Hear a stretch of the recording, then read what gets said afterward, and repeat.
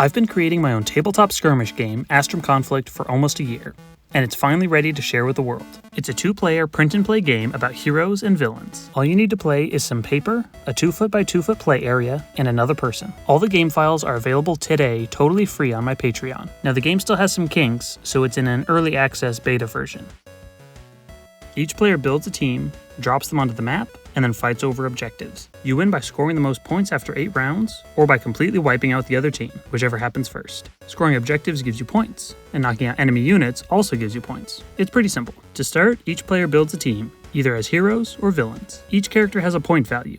You can have up to 700 points on your team. After you pick your characters, you can give them upgrades. Upgrades are a great way to power up your characters and adjust their playstyle. Each player also makes a deck of 5 epic cards at the start of the game. Anytime one of your units gets knocked out, you draw one from your pile. Epic cards give one of your characters extra power, an extra turn, and a special effect. Epic cards can be played at the start of your turn once they're in your hand. It's a great way to keep your team in the fight even after you lose some characters. Once both teams are set up, then you set up the map. Lay out the map tiles in a grid. You need 24 by 24 squares. Players then take turns placing buildings. Buildings are where most of the action for objectives will take place. Then finally, you set up any terrain. Players then take turns placing their characters in the 4 starting zones. Once you place a character in a zone, the other player can't put a character there. You can place characters in any available zone. Astrum Conflict is played over 8 rounds, and each round has 2 phases. The action phase. This is where most of the gameplay happens. Players take turns activating 1 unit at a time. When you activate a unit, it first gets to move 2 squares completely free for no cost. After that, that's when you take actions. Actions are anything you spend energy on. It can be attack, healing, or using some other unique ability. You can also take extra movement in between actions, but you have to pay energy for that. This allows you to weave combat and movement together. Once a unit is done with its turn, it's considered activated, and you move on to the opponent's turn.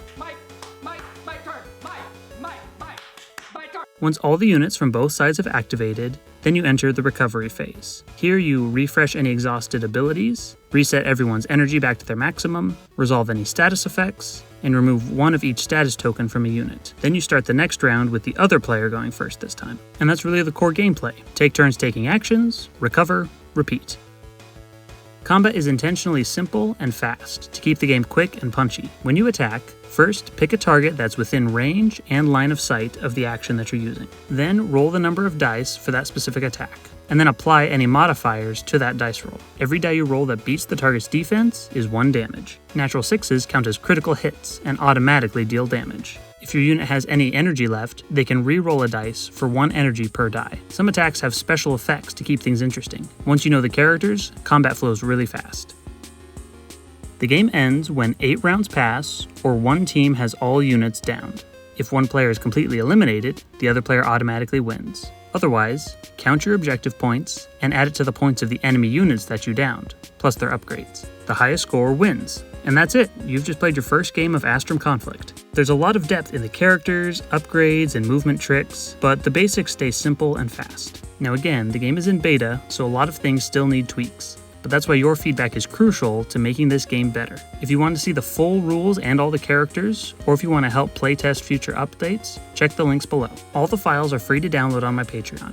If you join one of the paid tiers, your support helps with the development of the game, and it'll help me be able to hire artists to create character art and sculpts for the miniatures. The Patreon is also where I'll be taking most of the feedback about the game and be making rule updates. So at least join the free tier so you can stay in the loop. Plus, I'll be releasing more characters and scenarios over time.